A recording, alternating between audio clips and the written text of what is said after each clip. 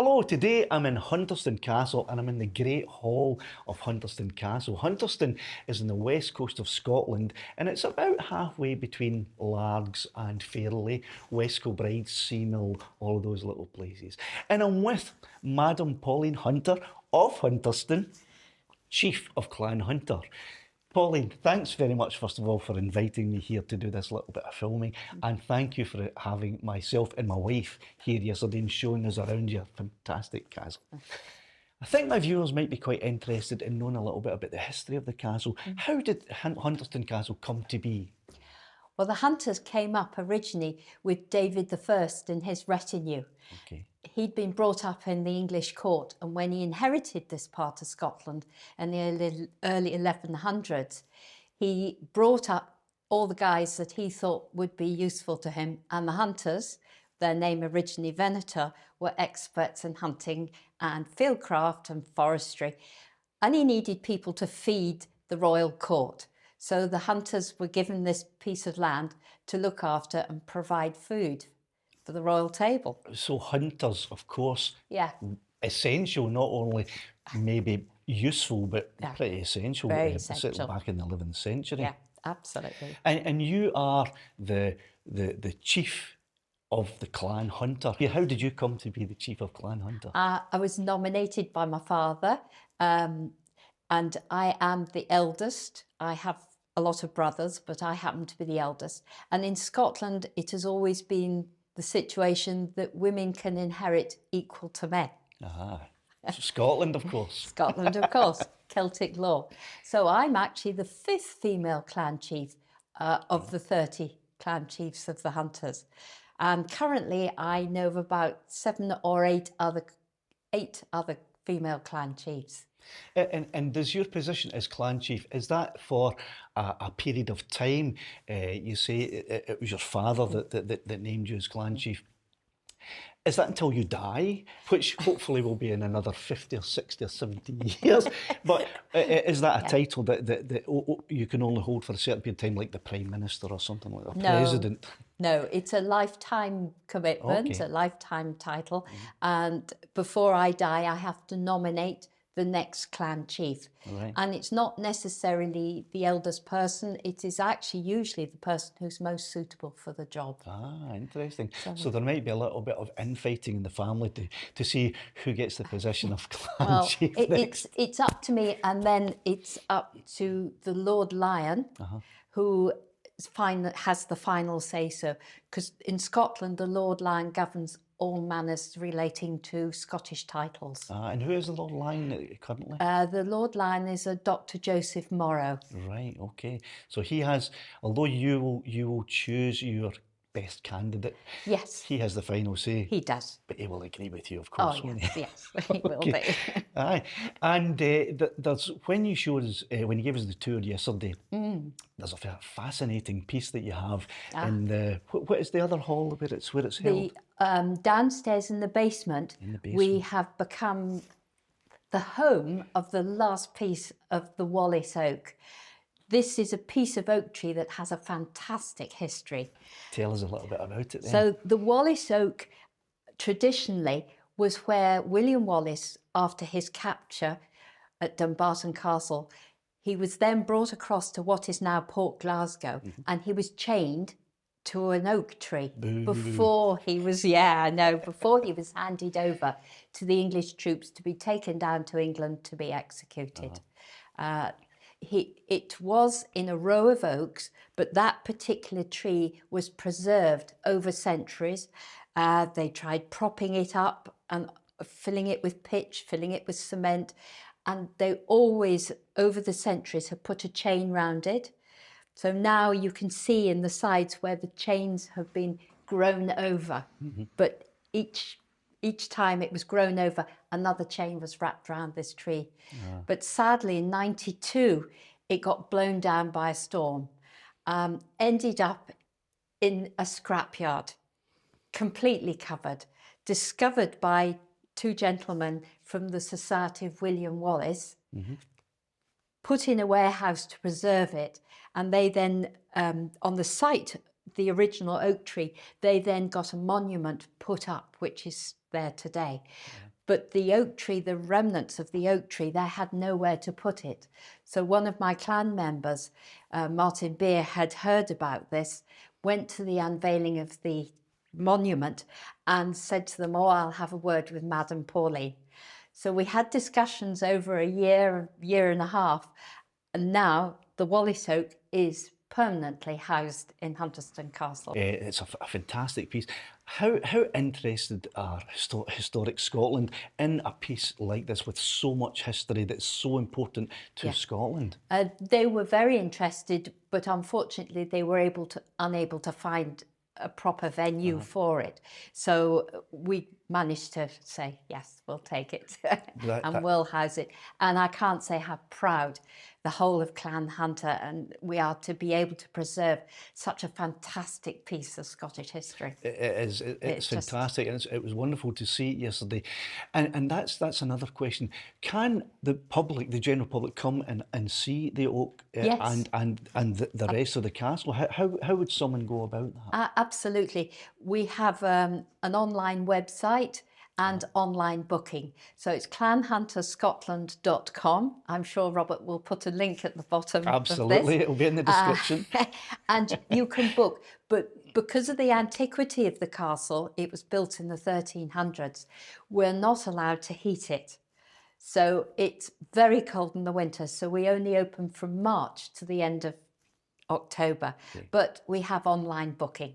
And your advice to anyone who's coming would be possibly bring a hat, scarf and gloves if you're coming Certainly. at the beginning of the season or at the end of the season. Definitely, Okay. absolutely. Now also, I had a little drone flight yesterday. In the grounds of Hunterston Castle, which is not normally allowed to happen because we have Hunterston Nuclear Power Station almost on your doorstep. There's a fly restriction zone here and no one's allowed to fly. But we received authorisation. How did you achieve that for us to fly? My partner Graham, Mesa Venatoris, we applied to the CAA and they then of course sent us to the Civil Nuclear Constabulary who are in charge of all the security here. And we had to get approval from them, and every time we want to fly, we have to get permission in advance. We have to tell them the date, the time, and we have height restrictions as well. So we're not allowed to fly above certain meters. And we're not allowed, of course, to photograph or film the nuclear power station.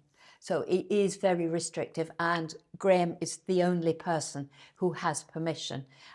Even so, he still has to comply with the regulations around here. And it was fantastic to be part of that flight yesterday. And of course, I'm going to show some footage of Hunterston Castle from the air and show that. And you will, in the footage, you'll be able to see the grounds of the wall. There's a walled garden, a beautiful walled garden you have here. Garden. Tell me a little bit about the walled garden and what's inside it, because we didn't actually go into the walled garden. The walled garden is, it was, in the olden times, everybody had to grow their own food. And so they built walls around the garden to protect everything from the frost, also so they could grow fruit trees and get most of the sun, the heat, ripening the fruit on the branches. So we have a very large walled garden, and up the centre aisle is a statue which represents John Hunter, who got the charter. He's not in there at the moment, is he? No. So yes, we had a hunter that got a charter for land from Robert II for supporting Robert the Bruce during the Wars of Independence. And of course, Robert II is Robert the Bruce's grandson. Yes. So Pauline, on the tour yesterday, we noticed an artefact, a beautiful piece of jewellery that you have encased downstairs. What is that? Tell us a little bit about that. That's the Hunterston brooch. This is one of Scotland's national heirlooms, made in Scotland around 700 AD by possibly in Argyll at Dunav, because they found similar moulds there, found by two local workmen. Really? Just digging ditches, honestly. Down by where the nuclear power station is, they were digging ditches to help drain what is a really wet and boggy area. Aye. And they just, wooden spades probably, because there's no damage to the brooch except for a little piece missing off the end. They just dug it up. And I mean, you can imagine, you know, they find this piece of metal and they think, whoa, what's this? Yes. So they immediately take it to Robert Hunter, who was the laird at the time, and he rewards them because one of them subsequently sets up a stables and buys a racehorse. Oh, he rewarded them quite substantially Quite then. substantially. But the brooch was then taken to the museum and it was dated. Some work has been done on it subsequently, but Robert Hunter's widow then sold the brooch after he died to the National Museum, and it's there in the National Museum in Edinburgh for everybody to see. Because when we sold it, there was nothing to show that it had been found at Hunterston. The family commissioned 2 replicas to be made. Robert Hunter had 2 daughters, so each daughter got a replica. And so this, what you have housed downstairs is one of the replicas. Is one of the replicas. Fantastic. And I see that you're wearing a brooch on your outfit today, which is, I assume, the Hunter tartan that you're wearing today. Yes, I am Can wearing you the tell us a Hunter little tartan. bit about your outfit today? The brooch is my badge of office. Okay. So as a clan chief, you have a circlet, no buckle, and 3 eagle feathers. We're allowed to wear 3 eagle feathers. The outfit was actually made for me by a Scottish designer who is an Italian Scot, or Scottish Italian, whichever you like to call it, called Rinaldo Girasoli. He has his studio and his workshops in Paisley. Just along the road? Just along the road. So we had a long discussion about the events I attended, and he's made me this wonderful outfit. So I have a dress and I have a jacket. And this is the outfit that you would wear when you have clan gatherings. Yes. Tell us a bit about some of the clan gatherings that you have, and why. How do they come about? Do people come from all over the world to the clan gatherings? Oh yes, we have people from all over the world. Part of the role of a clan chief is actually to bring people together, and these are all people who have links to Hunterston or have Hunter ancestry. So in order for them to meet up and chat with each other and talk about their families and how they've come to be connected, we hold international gatherings here every 2 or 3 years. And in fact, our next one is going to be last weekend in July next year. But this is a way of bringing people together from all over the world. But I've also gone online as well, like you, Robert, to reach a bigger audience. And there will always be people who can never get to Hunterston, who are not able to travel for whatever reason. So I actually go online and hold online live meetups, just the same as you do. Well, that's fantastic. And I believe that you do have a YouTube channel as well, where people can go on and watch some of the videos. What are some of the videos that are on your YouTube channel? And there will be a link in the description to the Hunterston YouTube channel where you can go and watch the videos too. But what's some of the content that you have in the videos?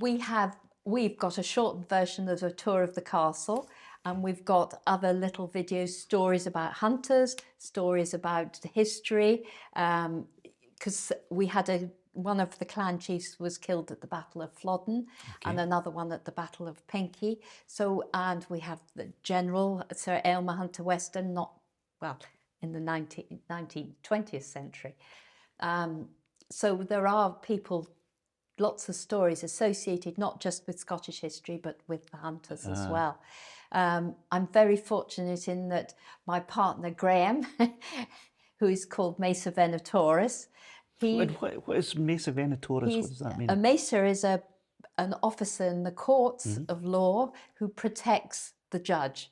So Graham is Mesa to Venatoris, which is the Latin for hunter. So Lord Lan gave him his title, approved his title for him. So Graham is the protector. Graham is the protector of the chief. Movie coming soon. So I'm very fortunate in that he has actually got filming and editing experience and knowledge.